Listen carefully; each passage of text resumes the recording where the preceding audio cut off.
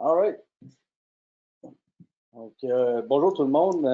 Je suis le Major Luxanski. Pour ceux qui ne me connaissent pas, j'ai gradué de l'Université de Colombie-Britannique en programme de prosthodontie l'année passée, en 2019. Et, je suis maintenant le prosthodontiste régional à Valcartier. Merci à tout le monde pour avoir pour rejoindre ce webinaire sur les urgences reliées qui concernent la prosthodontie en général. En ce temps de pandémie.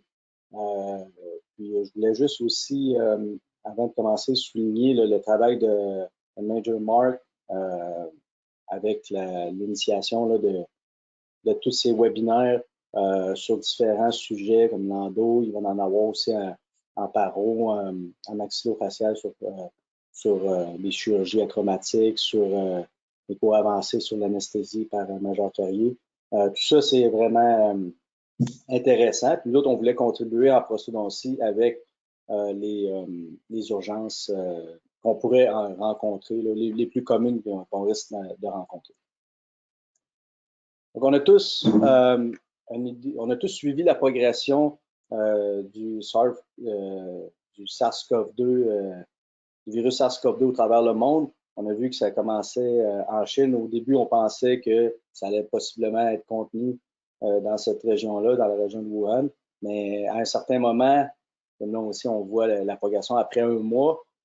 On a commencé à douter un peu. On espérait que ça reste là-bas, mais on a vu, ou que ça reste même en Europe. Mais là, au fur et à mesure que ça a progressé, les foyers ont augmenté, se sont propagés. Puis maintenant, on a planifié on a dû commencer à planifier pour le pire, planifier réellement pour une situation beaucoup plus catastrophique. Planifier, c'est vraiment l'essence de ce qu'on fait dans les forces canadiennes. Nous, on réagit, on s'adapte, on réagit constamment aux situations. C'est ce qu'on a fait, même avec depuis le début de la pandémie. On fait des choses qu'on n'a jamais faites. On a envoyé des gens dans les CHSLD pour prêter main forte au personnel. C'était la population. On a eu des équipes qui sont allées c'était les Canadiens qui étaient pris sur des bateaux de croisière. On a fait ce qu'on appelle là, le suivi des contacts des gens qui étaient en contact avec quelqu'un qui aurait eu le virus, qui aurait testé positif au virus, puis on moniteur les symptômes. Ça s'appelle du contact tracing en anglais. Donc, pour toutes ces raisons-là, je voulais souligner le travail et l'adaptation de ce qui se passe. Maintenant, allons dans le vif du sujet. Ce que nous avons au programme, nous allons d'abord voir les objectifs généraux sur lesquels, en prosthodontie, on doit se baser pour prendre nos décisions. Dans chaque spécialité des urgences qu'on va rencontrer, nous, on a proposé des solutions, des façons de faire pour gérer certaines urgences, certaines situations, mais il y en a toujours plusieurs. Il y a toujours des zones grises. Et puis, ces zones grises-là, ça requiert un jugement professionnel, ça requiert une analyse cas par cas. Puis ça, il y en a beaucoup de situations. C'est bon des fois de demander des consultations avec des collègues, de partager certaines choses pour essayer d'acquérir encore plus d'expérience. Puis ensuite, on va voir aussi certaines situations qui requièrent particulièrement des consultations de la part du dentiste restauratif. Puis on va voir les contacts de tous les prosthodontistes qui sont au sein des forces canadiennes dans les centres de spécialité. Donc, les objectifs généraux et les guidelines sont toujours importants parce que, comme j'ai mentionné, il y a beaucoup de zones grises. C'est sûr qu'on vise à protéger notre personnel, réduire la propagation du virus. D'ailleurs, la grande ligne de cette présentation-là, ça va être de viser à réduire les aérosols et aussi d'adresser les douleurs du patient, de restaurer la fonction primaire des patients et puis de réduire les risques de détérioration ultérieure s'il n'y a aucun traitement qui est fait. Restaurer la fonction primaire, c'est quelque chose qui est des fois qui peut varier. Comment est-ce qu'on le définit? C'est quoi une fonction primaire? Si quelqu'un a, par exemple, porte une prothèse complète au maxillaire qui est cassée en deux, pour certaines personnes, ça rentre dans le cadre de la fonction primaire parce qu'ils ne peuvent pas s'en passer, ils ne pourront pas manger, ils ne pourront pas même voir leur partenaire juste par gêne. Mais pour d'autres personnes, il y en a qui fonctionnent pendant des années sans leur prothèse. Donc, ouais, c'est quelque chose qui varie. C'est un peu pour ça que j'amène le jugement professionnel là-dedans. Ça ici, c'est les directives qui nous ont été transmises par notre directorat au sein du corps dentaire. Et puis, la boîte rouge fait office de où est-ce que nos guides, c'est-à-dire nos lignes directrices se retrouvent. Où est-ce que nous, on peut évoluer là, en prosthodontie pour gérer les urgences. Puis il y a certaines situations qui ont été identifiées, par exemple, de réparer des restaurations temporaires défectueuses ou les recimenter parce que le patient est ambulant. Mais comme je vous mentionne, il y a énormément d'autres situations qui peuvent être présentes. Puis si j'en ai fait ressortir quelques-unes, par exemple, qu'est-ce que vous feriez si le patient revenait de chez l'endodontiste qui avait avec un traitement de canal fait sur la 46 qui a été fait 2 semaines auparavant. La cavité, c'est la cavité d'accès conjointe avec une classe 2 MOL. Et puis, ça a été rempli avec du cavite. Le cavite, on le sait, après 2 semaines, doit être remplacé. Puis cette dent-là est extrêmement importante parce qu'elle va être c'est une dent clé dans le plan de traitement parce qu'elle va supporter représente un pied pour une prothèse partielle. Donc, on a le choix, on peut décider simplement d'enlever le cavite avec un tourlant, réduire les aérosols, puis remplacer ça avec mettons, une résine ionomère de restauration, comme le Fuji 2LC. Mais on ne sait pas si on va devoir ajouter l'occlusion, donc on peut utiliser la pièce à main. Donc, c'est quelque chose. Ou bien non, est-ce qu'on peut décider aussi de simplement s'habiller complètement avec tout l'équipement de protection pour se protéger avec la N95, l'équipement complet, puis de faire une restauration qui couvrirait les cuspides comme si on voulait le faire pour vraiment quelque chose de long terme. Donc, c'est des choses, c'est des options, c'est des zones grises, des fois, qui vont varier selon la situation personnelle du patient. Maintenant, il y a plusieurs guidelines qui sont plus précis, qui sont plus adaptés aux traitements qui ont été émis. Et puis, ici, en jaune, nous, on a rajouté on a mis l'emphase sur certaines situations où est-ce que le travail ou les connaissances d'un prosthodontiste pourraient aider à améliorer justement ces mesures-là. Puis, notamment, il y a les conseils dentaires qui sont assez importants parce que, je vous donne un exemple, c'est des choses toujours à penser, mettre dans notre coffre à outils, mais il y a certaines situations qui peuvent être gérées à distance. Donc, le patient peut simplement nous envoyer une photo d'une prothèse qui est cassée ou ballon qui produit, si on veut, une ulcère, supposons dans le vestibule. Puis on peut donner des conseils à distance sans avoir besoin nécessairement de voir le patient pour adresser la douleur. Aussi, ici, je l'ai mis en jaune, on conseille le port de tout l'équipement complet de protection parce que ça avait été suggéré dans le passé que pour les ajustements mineurs, si on veut, de prothèses amovibles, on pouvait utiliser un désinfectant puis sans avoir besoin de porter le N95 et simplement désinfecter. On prend, aussitôt que la prothèse du patient sort en bouche, on la désinfecte sans avoir porté l'équipement total. C'est-à-dire pas le N95, mais on aurait visière et blouse.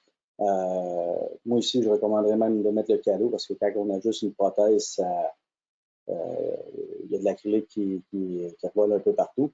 Mais c'est ça. Puis on pourrait simplement faire ces ajustements-là parce qu'on aurait désinfecté la prothèse. Puis là, si on la réinsère en bouche là, et qu'on la ressort pour un autre ajustement, il faudrait faire la même procédure.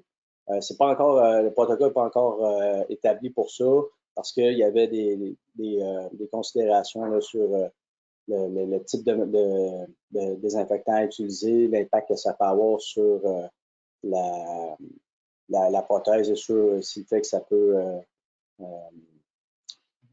comme se diffuser dans la cavité buccale et être ingéré à ce moment-là par le patient. Donc, pour toutes ces raisons-là, on a mis ça en attente. Et puis, là, on est en train de vérification si le BioSurf contient à 70% de l'éthanol pourrait être utile pour ça.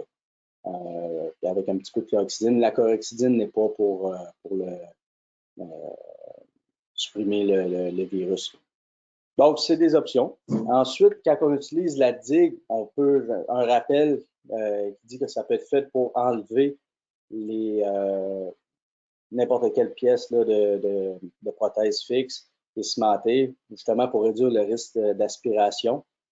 Puis aussi pour faire la recimentation temporaire ou de prothèses permanentes. Cependant, c'est sûr qu'il y a des points un petit peu plus techniques qu'il faut faire attention si on décide de le faire, mais ça peut être fait.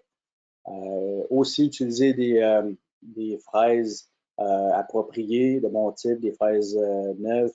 Ça, on va en rediscuter, mais c'est des conseils qui sont assez intéressants.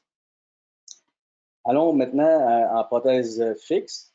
Qu'est-ce que vous êtes susceptible de rencontrer?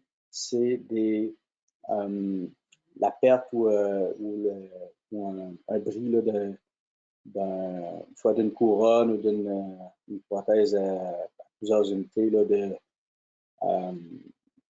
de prothèse fixe qui causerait de la douleur, soit par dentine exposée, soit à cause de l'occlusion, etc. Ce qu'on peut faire, si on a la prothèse finale, c'est simplement la réinsérer. Ça va éviter des complications futures. On peut la réparer à la chaise, comme ça se fait la plupart du temps.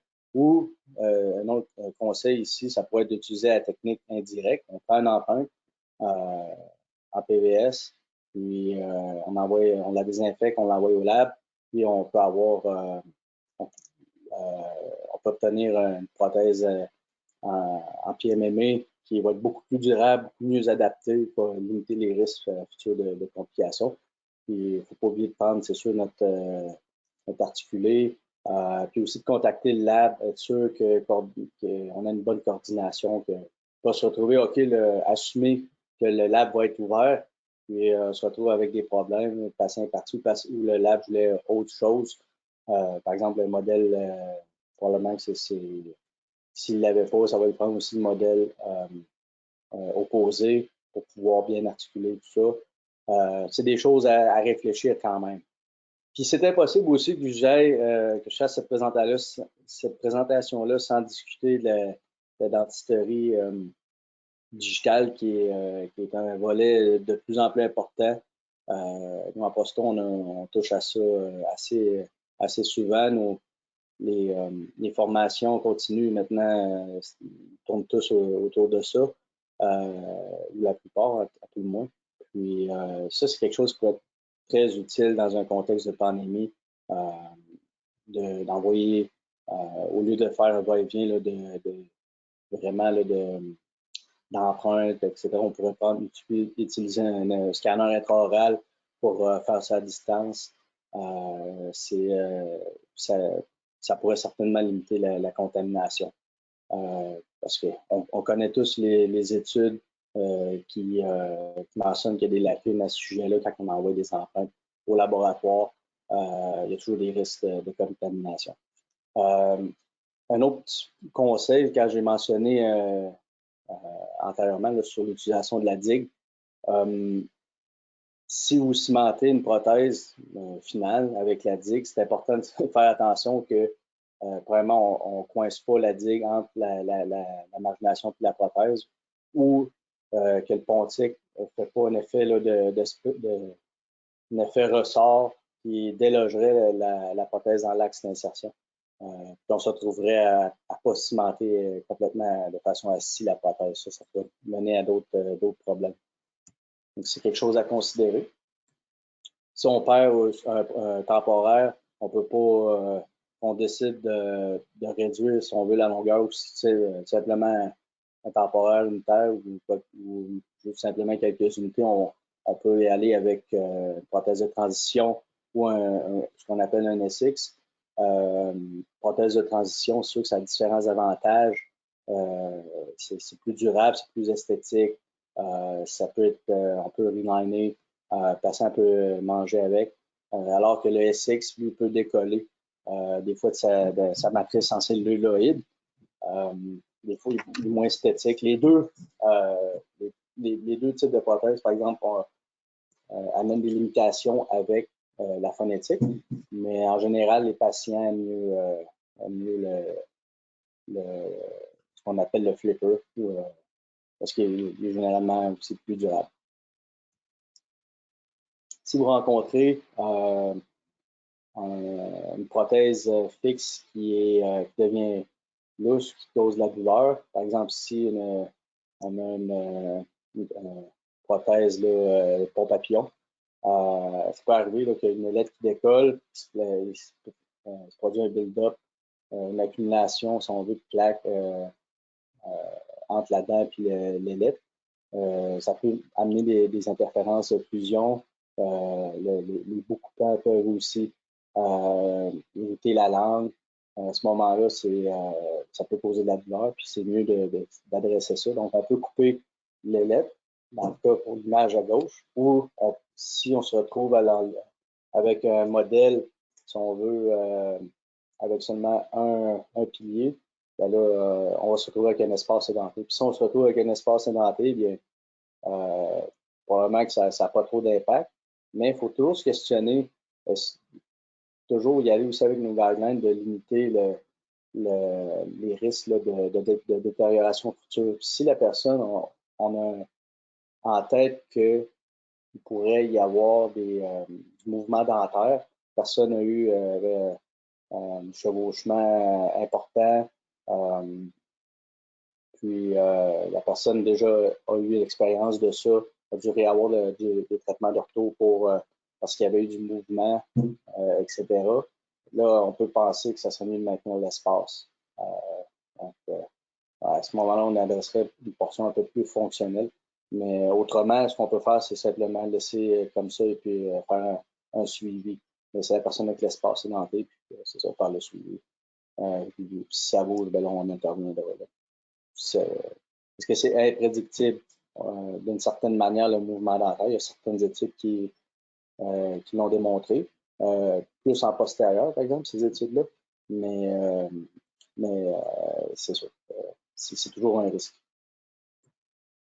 Pour les prothèses avec plusieurs unités qui deviendraient lousses ou est-ce qu'il y a un pilier justement qui serait décimenté, qui causerait de la douleur, soit parce qu'il a été carrié. Dans ce cas-là, on va l'enlever, on va aller adresser le problème. C'est sûr qu'on peut prendre un maillet à action contraire pour le faire, mais mon conseil, ça serait vraiment de tenir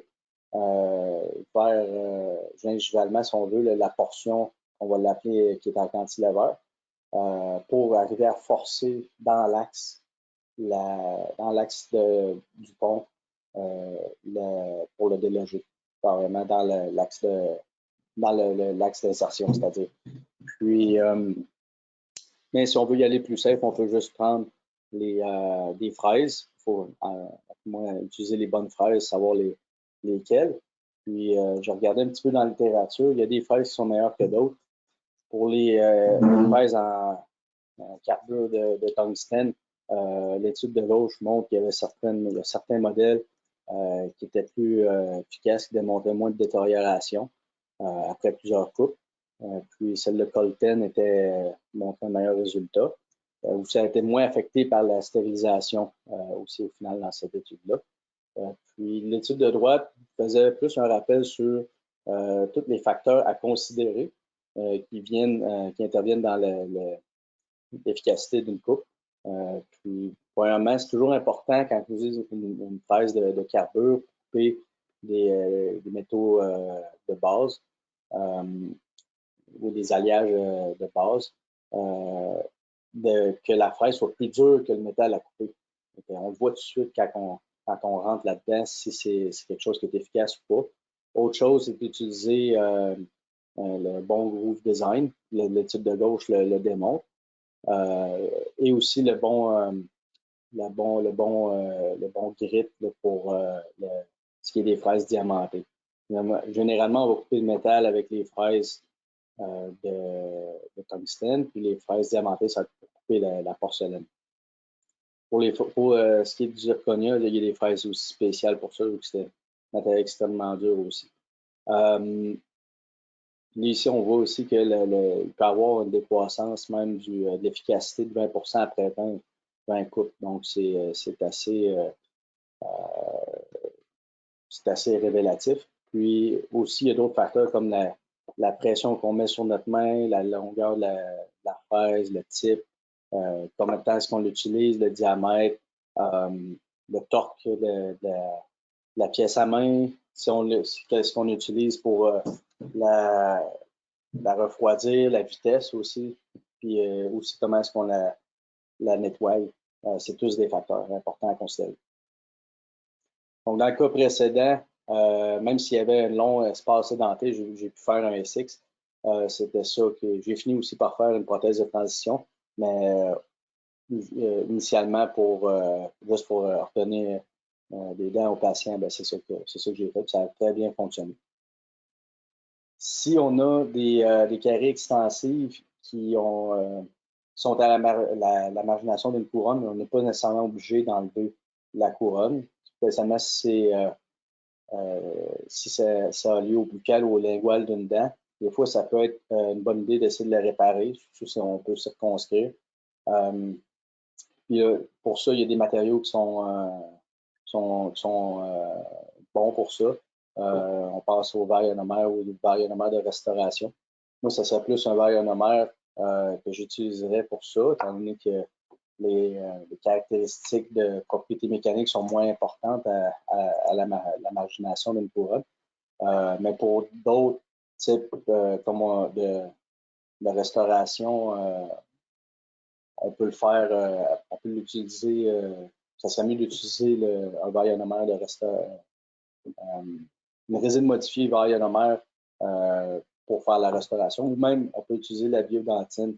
Il y a de la littérature que j'ai pu trouver sur certains bénéfices que la biodentine peut procurer lorsqu'on fait des coiffages directs. Biodentine, c'est un matériel qui est relativement nouveau, sorti en 2009, fait partie de la catégorie des silicates de calcium. Ça ressemble à un certain point au MTA, pas aussi efficace, mais qui a quand même démontré qu'il pouvait induire les odontoblastes à former de la dentine tertiaire. Puis c'est quand même un matériel qui a des propriétés en compression adéquates pour faire une restauration temporaire. Donc c'est pour ça que l'image en bas à droite couvre même une voie jusqu'à l'occlusage pour la restauration en biodentine. Il y a aussi la possibilité d'utiliser de la mine d'argent. C'est sûr que ça faut être vigilant avec ça. Il faut faire un bon suivi parce qu'à cause de la couleur, mais il y a de la littérature qui démontrait que ça pouvait être appliqué 2 fois par année à tel pourcentage, 38%, pouvait arrêter des caries avancées sur n'importe quelle surface de la couronne clinique. Donc, c'est quelque chose qu'on peut mettre dans notre coffre aussi. Je ne suis pas sûr que ce serait mon premier réflexe, mais c'est d'ailleurs peut s'utiliser en gériatrie où est-ce qu'il y a beaucoup d'autres difficultés. Mais d'ailleurs, j'en ai jamais utilisé personnellement. Mais il y a quand même de la littérature. Il faudrait peut-être même parler avec quelqu'un qui a eu l'expérience d'utiliser ce matériel-là. Mais c'est quelque chose qui est possible. Maintenant, on est bon de regarder à quelle fréquence, justement, on peut rencontrer ce genre d'urgence-là. Nous, c'est sûr que dans notre pratique, en discutant avec les autres prosthodontistes, il y en a qui ont eu des urgences reliées aux implants, un petit peu aux prothèses fixes, des incrustations décimentées. Mais depuis le début de la pandémie et du confinement, c'était très modeste le nombre d'urgences. Mais les statistiques sont quand même intéressantes. Ça, c'est un article fait par Goodacre, qui date de 2003. Fait partie de la littérature classique, certainement.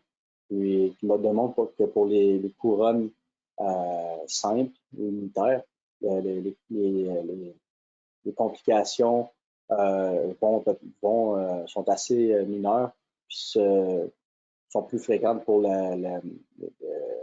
ce qui est de la vitalité de la pulpe ou des fractures de porcelaine, de la couronne ou des décimentations. Donc, ça, c'est toutes des choses qu'on adresserait dans le cadre d'une urgence et puis qu'on a discuté déjà auparavant. Pour ce qui est des prothèses à plusieurs unités, des ponts, la carie était le principal facteur. Après ça, il y avait sûrement parce que justement c'est difficile d'accéder entre le pontique, les gens, l'hygiène est moins fréquemment faite dans ces régions-là. Aussi des problèmes, pour ce qui est de la vitalité pulpaire, des nécroses pulpaires, il peut y avoir des pulpites aussi, parce que justement à cause des tailles souvent qui sont augmentées pour avoir le parallélisme, c'est un facteur entre autres. Décimentation aussi. Ensuite, des fractures, des fractures de la dent, des fractures de prothèse. Si la dent est fracturée, des fois, c'est de sectionner, conserver ce qui est pas décimenté, puis extraire pour éviter une risque d'infection porteuse ultérieure. Des fois, même aussi, aussi pour gérer la douleur, mais c'est pas toujours nécessairement douloureux. Des fois, c'est insensible. Le patient peut toffer ça aussi longtemps. Mais il faut quand même adresser ces situations-là. Pour ce qui est des ponts papillons, là, il peut y avoir aussi, la décimentation qui est le plus fréquent. Ensuite, il y a des caries, des fractures. Toutes des choses aussi qu'on a adressées, mais ça donne un peu une idée de ce qu'on est susceptible de rencontrer en premier. Les pivots, puis des piliers. On a la décimentation du pivot comme premier facteur, des fractures de racines. À ce moment-là, c'est toujours de vérifier la restaurabilité, vérifier si la dent a besoin d'un retraitement. Si la cavité endodontique a été exposée à la cavité orale pendant plus de 2 semaines, là, ça peut être indiqué on peut considérer que le canal a été contaminé, puis ça peut être une indication pour référer ou faire un retraitement de canal. Je sais qu'il y a des études aussi où est-ce que c'est plus long que ça. Il n'y a pas de consensus nécessairement à ce sujet-là, mais ça varie à peu près entre 2 semaines et quelques mois pour le besoin de refaire un traitement de canal.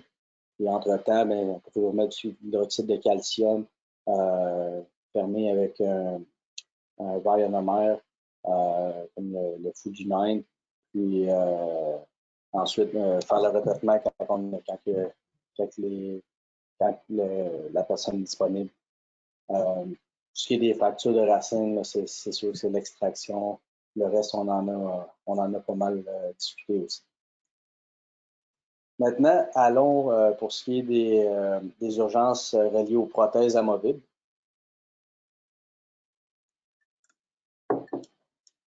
Il y a plusieurs types d'urgences que vous êtes susceptibles de rencontrer. La première, c'est une fracture d'une prothèse qui peut causer soit de la douleur ou une perte de la fonction primaire. Vous pouvez décider de le réparer vous-même. C'est très faisable. Si vous avez tout l'équipement de laboratoire, si vous êtes capable de mettre les pièces ensemble, là, vous pouvez, exactement comme un casse-tête, vous pouvez simplement l'envoyer au lab. Si votre patient prend une photo et vous lui parlez au téléphone, mentionne que les pièces sont capables d'être mises exactement ensemble, vous pouvez coordonner avec le lab, le patient se rend directement au laboratoire, fait faire la réparation, reçoit sa prothèse réparée, l'essaye. Si c'est pareil comme avant, il n'y a pas de problème. Mais s'il y a besoin d'ajustement, là, à ce moment-là, vous pouvez le voir. Donc, sauver un rendez-vous. Donc, limiter un rendez-vous pour adresser la plainte du patient, ce qui est une bonne chose. Ou sinon, si vous ne pouvez pas mettre les pièces exactement comme c'était, ou bien vous pensez qu'il y a eu un peu de mouvement, des fois c'est difficile où il y a plus qu'une fracture. Là, à ce moment-là, vous les mettez comme du mieux que vous pouvez.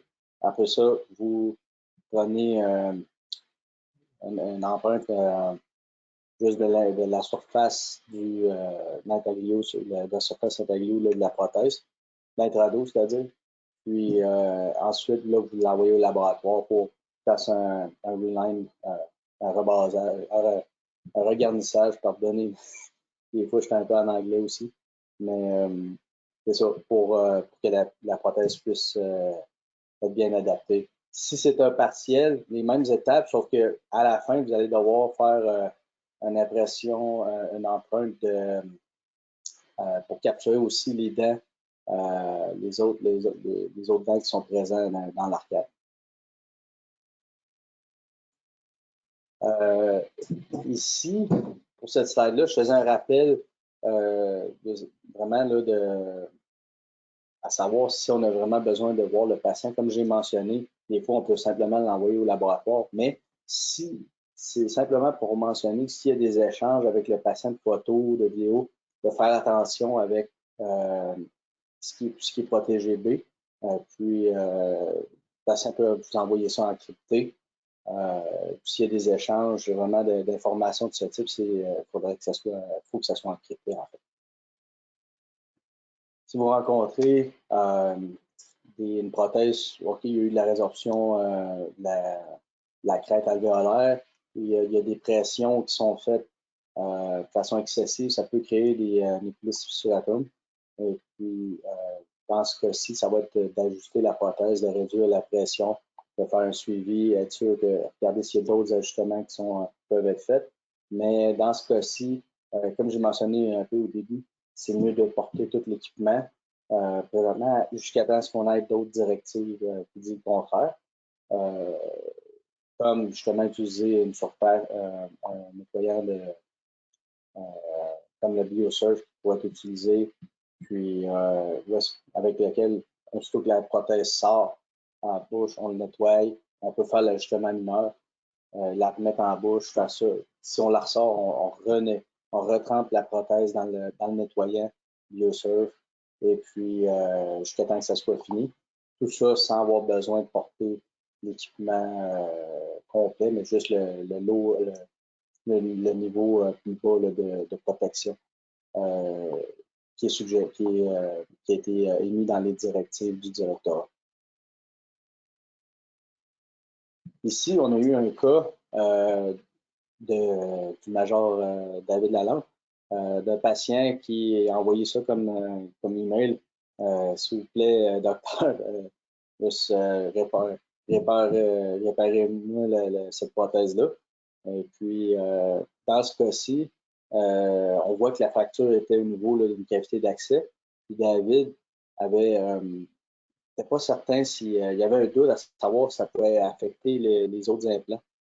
S'il pouvait avoir des pièces mobiles.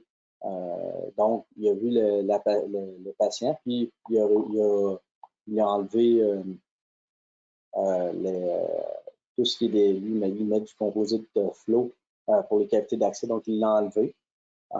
Et puis, il a réussi à enlever les morceaux qui restaient de la prothèse en bouche, puis il l'a remplacé par l'ancienne prothèse de transition que le patient avait. Donc, puis il a envoyé ça au lab avec le modèle de travail. Donc, il n'y avait pas de. Ils ont pu procéder à la réparation assez facilement. Mais on va voir un peu plus tard dans ce qui est des urgences reliées aux implants, que c'est vraiment important de ne pas laisser de pièces mobiles pour plusieurs raisons que je vais mentionner. Mais dans ce cas-ci, M. David avait porté tout l'équipement au complet là, de protection pour faire ça. Si vous rencontrez des ulcères qui sont majeurs, qui peuvent être très, très douloureux, il y a des choses qu'on peut faire. Fait partie de la pharmacothérapie, ça peut se gérer. Des fois aussi, c'est les conseils. Demander aux patients simplement d'arrêter de la porter. La prothèse, c'est un peu trop douloureuse. Ça paraît un peu simpliste, mais il y a quand même, il peut y avoir certaines habitudes que les patients font ou pensent qu'ils doivent faire qui doivent être prises en considération. C'est sûr que ça ici dans la photo, c'est suite à une chirurgie, mais des fois, il peut y avoir d'autres raisons, point de vue nutrition, qui peuvent, au point de vue systémique, qui peuvent causer des ulcères en bouche. Donc, dans un cas comme ça, avec ulcère majeur, c'est de rincer avec soit de l'eau saline ou bien non, un mix d'eau avec de la petite vache, du soda pour 30 secondes, à peu près 3-4 fois par jour. On peut utiliser des anesthésiques qui sont topiques, des agents qui vont venir aussi enrober si on veut, la muqueuse, protéger la muqueuse, d'autres analgésiques comme les anti-inflammatoires non stéroïdiens. Aussi, je ne l'ai pas mentionné ici en bas, mais ce serait plus mon premier choix. Dans certains cas, opioïdes, mais encore là, c'est pas. Il faudrait que ça soit extrême. Et si vous rencontrez des fractures pour des barres, des prothèses sur barres, ce que vous devriez faire, c'est y aller au plus simple. On va juste venir polir la portion qui a été cassée, faire un regarnissage mou là, de la prothèse, un soft reline, comme on dit en anglais, pour que le patient puisse avoir quelque chose quand même bien adapté. Faire attention aussi que si on fait ça, de juste en mettre où est-ce que c'est nécessaire, de bloquer quand même les portions où est-ce qu'il y a de la contre-dépouille pour ne pas venir rien bloquer. Donc, moi, dans ce cas-ci, je le mettrais plus côté gauche, là, si je faisais mon regarnissage avec une base molle. Si vous pensez à utiliser, juste simplement ressouder la barre en place, mon avis serait d'y repenser à 2 fois parce que souder sur du titane, c'est pas si facile, ça prend de l'équipement spécialisé. Il y a beaucoup là, de considérations par rapport aux défauts ou des contaminants qui peuvent altérer la solidité d'une soudure. Puis des fois, ça prend une atmosphère différente pour le faire. Donc, quand même à considérer. Avec le patient, nous-mêmes, j'avais envoyé, on avait décidé qu'on l'essayait quand même, le patient n'avait rien à perdre. Puis on l'a envoyé même à un laboratoire dans une autre province. Moi, j'étais en résidence, puis ça a fracturé exactement à la même place après une semaine. C'était pas trop, ça a été une perte de temps au final. Maintenant, discutons à propos des implants des urgences potentielles qu'on peut rencontrer avec, qui sont reliées aux implants, plus spécifiquement. C'est sûr qu'on peut trouver un implant qui soit lousse, qui soit mobile, qui n'aurait pas été intégré, ou des implants des prothèses sur implant qui sont où est-ce que la vis a été a commencé à dévisser ou est cassée, que ça donne que la prothèse soit mobile aussi, ou la couronne. Ça peut être aussi la tête de l'implant qui a été fracturée, comme on le voit dans l'image en bas. Ça peut être aussi un pilier de guérison qui est absent ou qui a été mal vissé ou qui a dévissé simplement, ou est-ce qu'il peut y avoir eu de la gencive qui a été prise, donc par la suite la gencive s'est nécrosée, ensuite le pilier est devenu lousse avec le temps. Tout ça, c'est des situations qui sont importantes d'adresser le plus vite possible. Présentent tous des risques d'aspiration par le patient si ça continue à dévisser.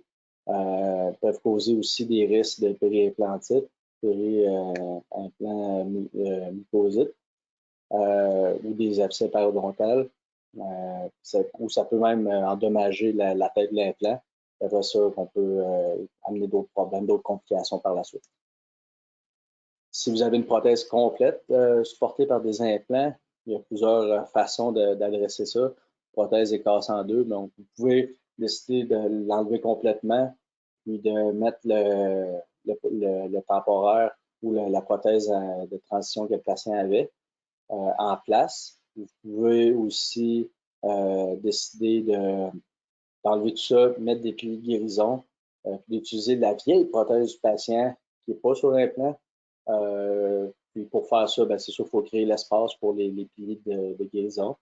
Puis il faut utiliser un garnissage à base molle pour le faire, mais il faut aussi s'assurer que l'occlusion va fonctionner, parce que souvent les dents, le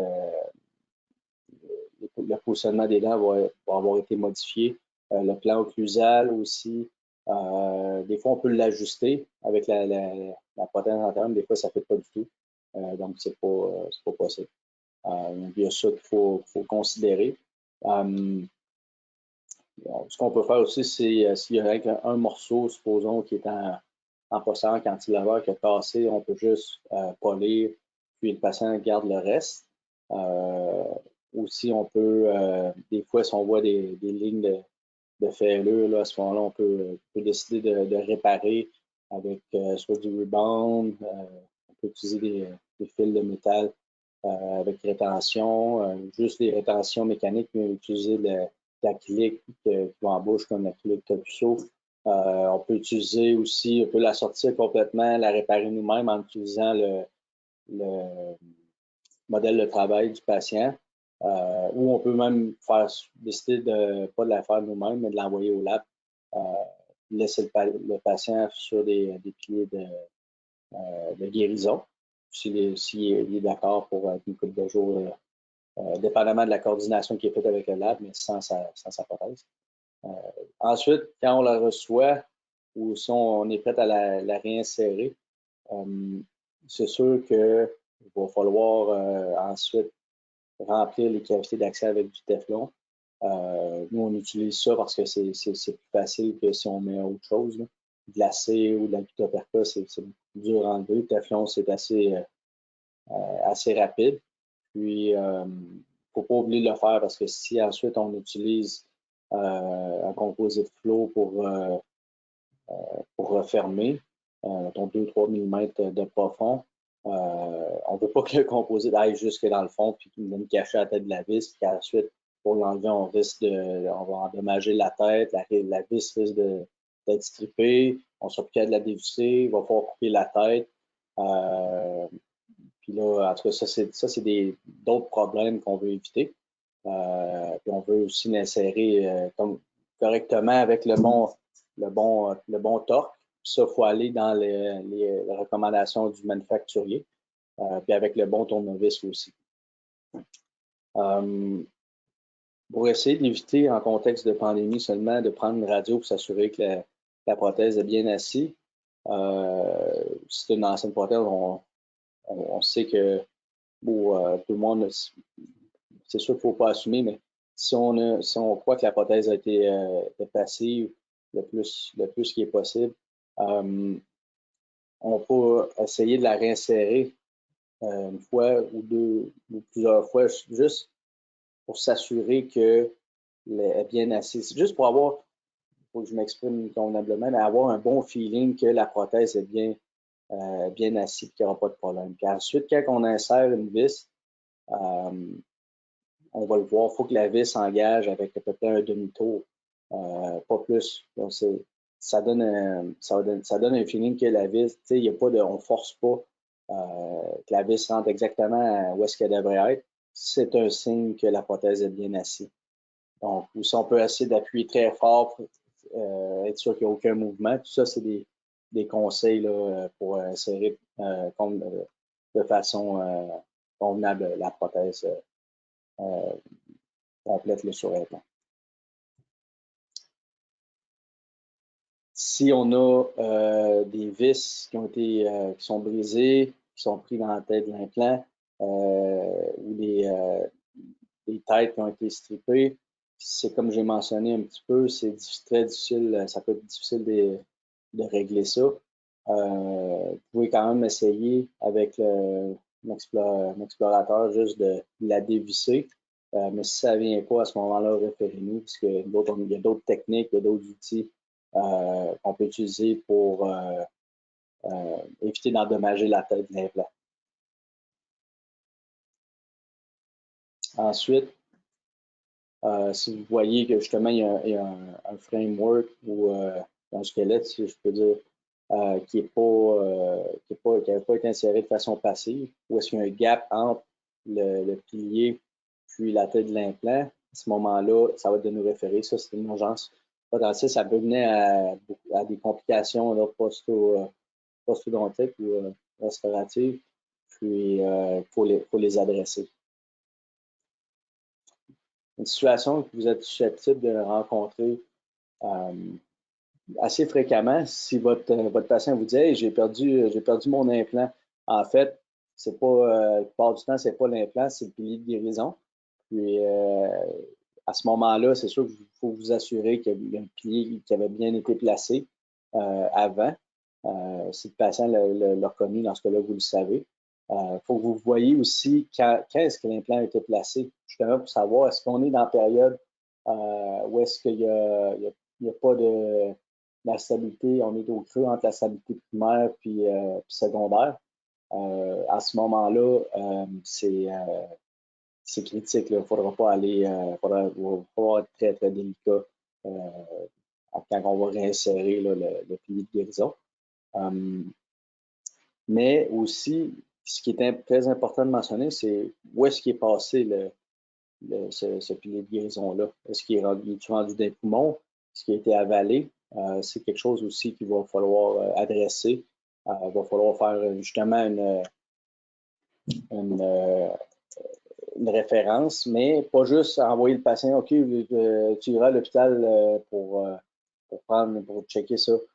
C'est pas comme ça que ça se fait. Là. Faut vraiment s'assurer que le patient y va, parce que les risques de complications peuvent être assez graves avec ça. Même s'il n'y a pas de signe de pulmonaire, c'est important de vérifier. S'il y en a, ben là on a des forts doutes, mais quand même. Autre chose aussi, il faut s'assurer qu'il passe. La majorité des objets qui sont avalés vont passer. La grosseur de l'objet est un facteur, mais aussi s'il peut être risqué de couper, c'est des choses qu'il faut s'assurer. Dans ce cas-ci, ça serait radio opaque, donc on pourrait le suivre aussi. On pourrait savoir où en faisant une radiographie. Mais pour le remettre aussi, c'est possible qu'il y ait du tissu de la gencive qui est proliféré par-dessus la tête de l'implant. Puis à ce moment-ci, il va falloir, c'est sûr, utiliser le rince-bouche de peroxyde. Ensuite, il va falloir anesthésier le patient. utiliser de la chlorhexidine, pas pour le virus, mais simplement pour le reste. C'était dans notre protocole avant la pandémie, donc ça le demeure. Utiliser le bon tissu punch par rapport à l'implant. Et puis, ensuite, justement, enlever le tissu, choisir le bon pilier de guérison qui devrait être à peu près 2 mm plus haut que la 2-3 mm plus haut que la gencive. Faire attention à l'occlusion aussi.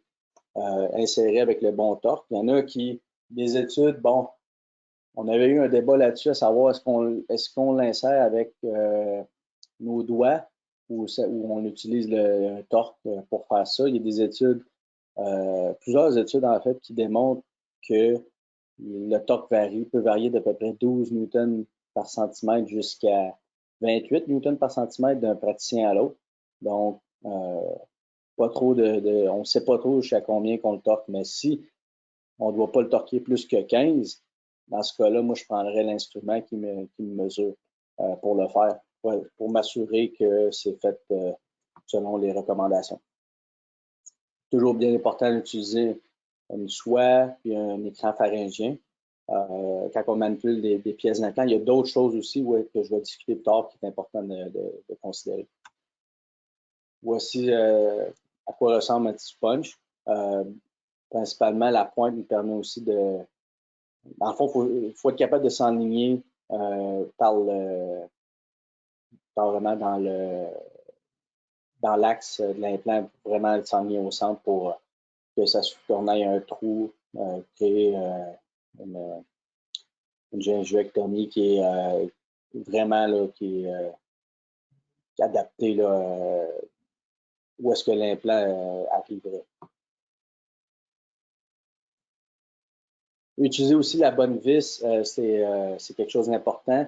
Il y a des vis de laboratoire, il y a des vis cliniques, il y a différents systèmes, différentes couleurs. C'est difficile de naviguer là-dessus. Il y a plusieurs sortes d'implants. Nous, dans l'armée, dans les forces canadiennes, c'est avec Nobel, mais c'est pas impossible qu'on ait d'autres sortes d'implants à cause de patients justement qui auraient eu des traitements faits avant qui joignent ou etc.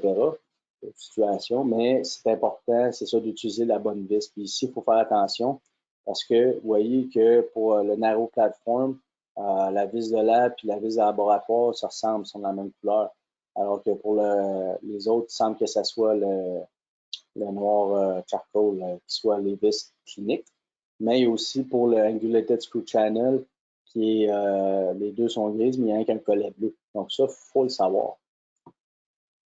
Et maintenant, un petit mot rapide sur est-ce qu'on a besoin toujours de changer les vis.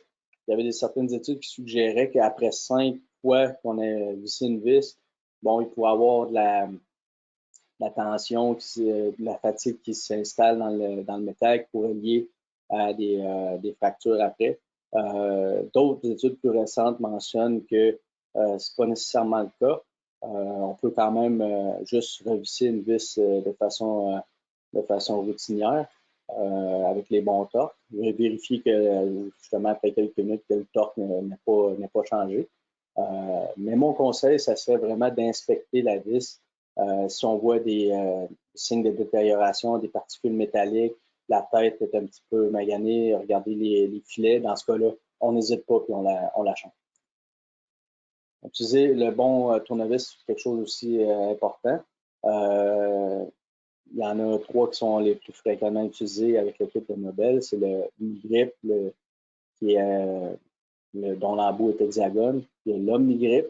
Ça, c'est pour les corrections d'angulation, avec comme une balle un peu étoilée.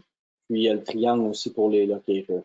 Donc les autres sont plus reliés au type de piliers respectifs, comme le on-one, comme le locator, etc., le multi-unit.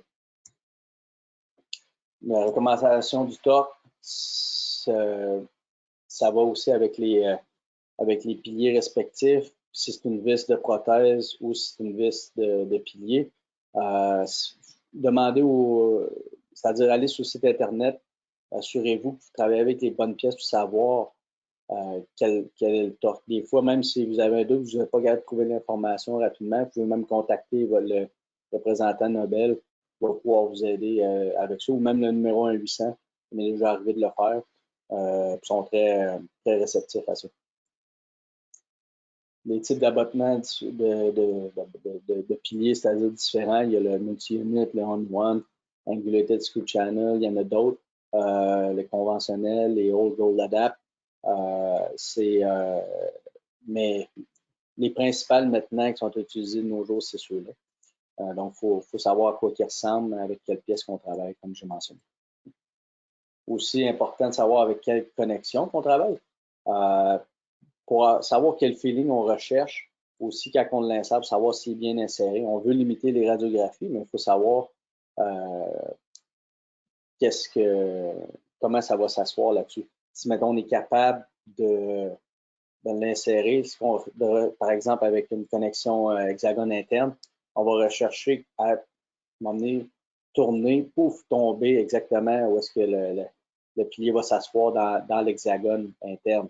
Mais puis on peut recommencer plusieurs fois pour s'assurer que réellement la couronne est bien assise. Même chose avec les autres types de piliers. Des fois, même pour l'hexagone externe, ça peut arriver qu'on soit capable de l'observer en vision directe.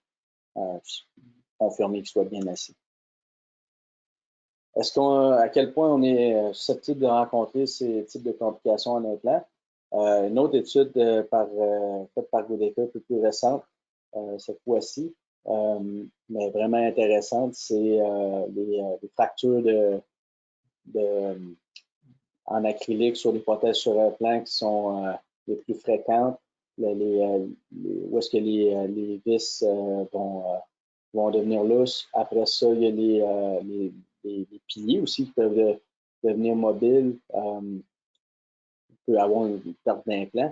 Puis, aussi dans le tableau en bas, au tableau à gauche, si je peux dire, c'est intéressant de voir, essayer de comparer les complications des prothèses fixes, comme j'ai mentionné précédemment, l'étude précédente, avec maintenant pour implant, c'était difficile de le faire. Parce qu'il n'y avait pas d'études qui avaient été faites simultanément. Mais lui, son opinion, c'est qu'il y a une tendance à ce qu'il y ait un plus grand nombre de complications pour les implants. Si vous ne savez pas quel implant est-ce que le patient a, vous ne savez pas quelle pièce prothétique, quelle vis commander, si vous voulez en remplacer, ce site-là, c'est de l'or en barre. C'est vraiment intéressant. Ils ont ils ont toutes les sortes ils ont maximum de sortes d'implants qui ont été photographiés ici. C'est sûr, ça prend une radiographie pour les comparer, mais c'est bien divisé. Puis ça nous permet de faire une recherche rapide pour pouvoir identifier l'implant en question. Puis ensuite d'aller sur le site, puis commander les portions, d'appeler le représentant de la compagnie de cet implant-là pour obtenir de l'aide. Si vous rencontrez ce genre de cas-là, bien évidemment, c'est à se demander si c'est une urgence, mais moi, je ne le juge pas comme une urgence présentement dans la situation parce que, OK, oui, il y a des considérations parodontales qui sont de diffus en excès, inflammation, il y a aussi la fracture antérieure, du segment antérieur là, de la prothèse, mais la pièce n'est pas mobile, puis le patient est assez stable dans sa condition. Donc, oui, ça peut être adressé après. Manipulation des pièces d'implant, j'ai mentionné un petit peu tantôt, très important de le faire, toujours mettre une soie sur le tournevis, avoir des gants bien adaptés. Des fois, on est pressé, puis le gant n'est pas exactement, vous n'arrivez pas exactement au bout des doigts. Il y a de la salive, ça peut être glissant. Ça peut mener à échapper une pièce, là, je veux dire, sans raison, tout simplement. Aussi, travailler avec le patient, avec la chaise en position semi-inclinée. Comme ça, si le patient a besoin de se dégager ou de tousser, là, c'est plus facile pour lui. Utiliser un écran pharyngien. comme bâton. L'image à droite, c'est une publication que j'ai vue. Pas sûr que c'est vraiment ce qu'on devrait faire, mais je veux dire, je pense que la personne voulait, les auteurs cherchaient à publier quelque chose peut-être, mais bref, un 2 par 2 peut certainement faire le travail. Ce genre de dispositif-là que vous voyez à gauche, souple, c'est pas le temps d'aller de déposer son tournevis, puis d'aller prendre un café ou quelque chose, puis après ça revenir, puis le reprendre à sa place. Mais par exemple, une image à droite, ça peut être intéressant pour tenir l'anneau, tenir le tournevis. C'est-à-dire, j'en ai déjà utilisé un, c'est plus comme un anneau en caoutchouc, puis qui vient juste s'insérer dans le bout du tournevis, qui fonctionne assez bien. Risque d'aspiration.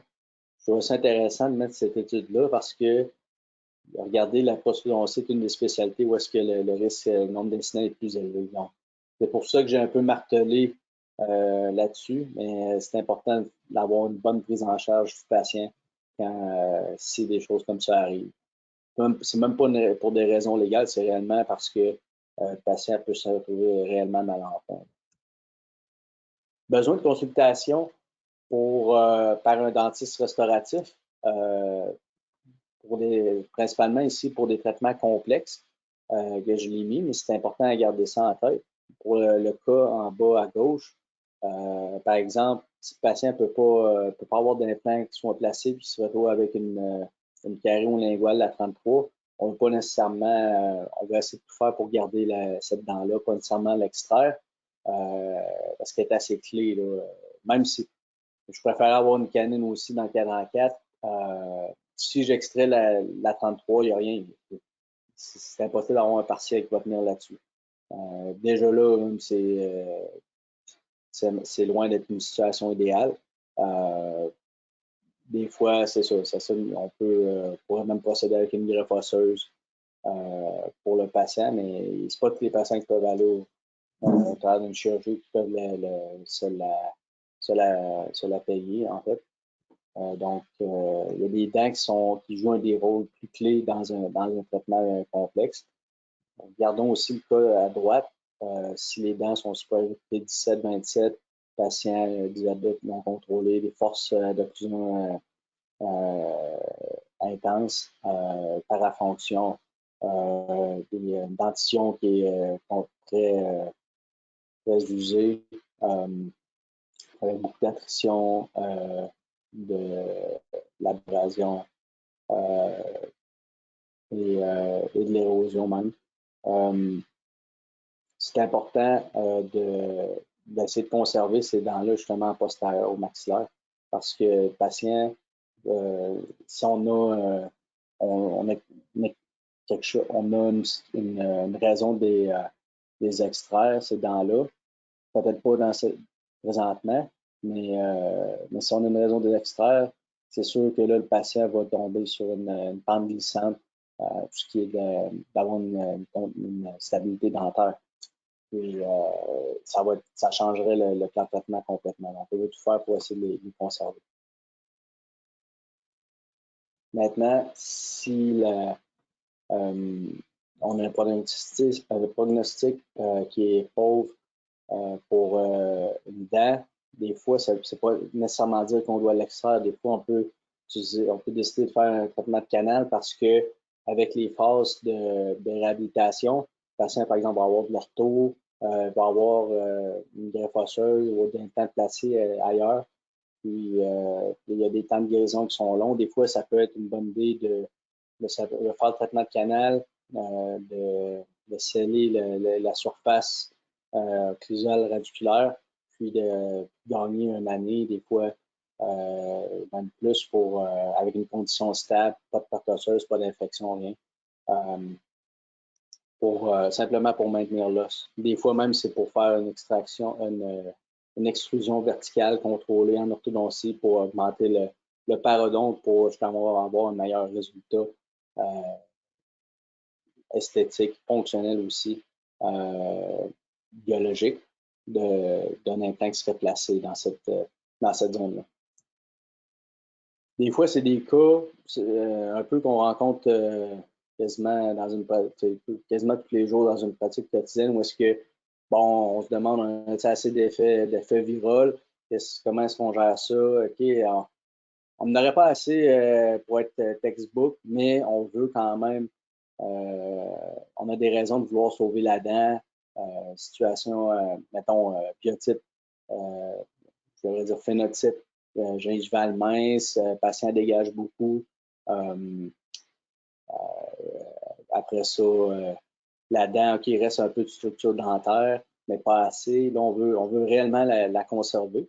À ce moment-là, on peut juger avec le nombre de murs qu'on a, l'épaisseur de ces murs-là, après avoir excavé la carie. Par exemple, la dent resterait vitale. Regarder l'amplitude et la force l'amplitude et la direction des forces, c'est-à-dire regarder la tension opposée. Dans ce cas-ci, comme on voit dans l'image, j'aime mieux conserver un mur lingual parce que, à moins que le patient soit classe 3, mais s'il est classe 1 d'angle, à ce moment-là, les forces vont venir du lingual au buccal. Donc, c'est préférable d'avoir un mur lingual. Donc, j'ai 0,5 en avant, mais j'ai 2,5 mm en arrière, en avant. Au buccal, puis 2,5 mm au lingual. À ce moment-là, ça pourrait être quelque chose. On pourrait tenter une réparation. Je pense que ça pourrait valoir la peine, même si on n'est pas dans les mesures exactes du 2 mm d'effet viral. Donc, je vous laisse maintenant les coordonnées de l'équipe des prosthodontistes des Forces canadiennes. Vous avez tous je vous ai nommé je vous ai indiqué tous les numéros de cellulaire personnels de chacun des membres, de chacune des régions géographiques aussi, des centres de spécialité. Donc, si vous avez n'importe quelle question, n'hésitez pas à nous contacter. Il n'y a pas ça va nous faire très plaisir de répondre à toutes ces questions-là. Il n'y a pas de questions stupides. Ça va être bien accueilli, bien accepté. C'est d'ailleurs pour ça aussi qu'on a laissé nos numéros de cellulaire personnels. Pas juste nos numéros au travail, c'est pour être rejoignable. Donc, j'espère que ça n'a pas été trop douloureux, cette présentation-là. Puis, je vous remercie énormément pour votre intérêt. Sweet. Great job, man, as Good, usual. Thanks. All right. It was perfect. So I'm gonna record that and then, or I've recorded it. Let me turn it off. And then